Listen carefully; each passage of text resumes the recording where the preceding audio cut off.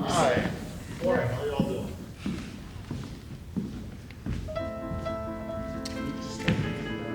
Western civilization as a construct is a system of power. Classics is important because it has mattered to people who hold power. My name is Dan-el Padilla Peralta, and I am a Roman historian.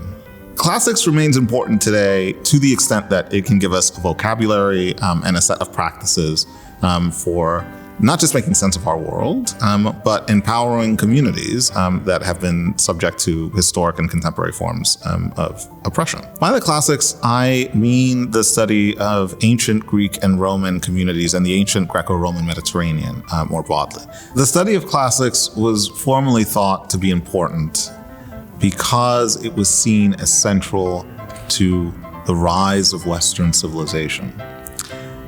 I do not see the study of classics in this way. I see classics as being a project of stewardship. I see it as part of a responsibility we have to maintaining a sustainable infrastructure of knowledge. But it is in the practice of that stewardship that we become more responsible, not just to the distant past, but to the contemporary moment as well. When I think about classics as a label, as an descriptor of value, I reflect on the fact that there are many practices associated with historically underrepresented and minoritized groups that are not given the designation of classical. And so one of the questions I ask myself is, why? Why is that? One of these answers is that white supremacy has coalesced around an idea of classics that is rooted in the assumption that ancient Greece and Rome are transmitted via some kind of unmediated process to Euro-Americans of early modernity and modernity. But what matters to me now is how we move from a space that has canonized certain experiences, certain literatures, to a more ecumenical understanding of how to make classicism an option for all communities. What does it mean to entertain a classicism of Native American and indigenous experiences, for example? Or what does it mean to think about classicism in the context of Afro-diasporic communities? How do different communities make and receive authority to make the classical their own in as broad a sense as possible? That's what I think classics in its current iteration is useful for helping us think through. There are all these classicists from the 19th and early 20th centuries who are African American. Why aren't they studied?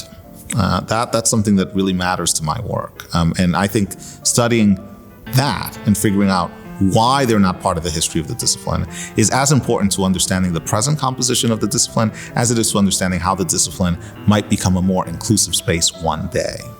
Classics, as I see it, has a special set of ethical responsibilities to ensuring equity and inclusion. And these ethical responsibilities flow from the history of the weaponization of classics. The more representation there is, the greater the range of life and analytic perspectives that can be brought to bear on the discipline. What I hope for in classics and humanities of the future is the cultivation of reading, writing, art, understood not as peripheral to the project of political governance or to the maintenance of civil society, but as absolutely central to political governance and to the maintenance of civil society. So central, in fact, that we could not conceive of our economy, we could not conceive of how we interchange and exchange with each other without reference to the humanities and to their importance.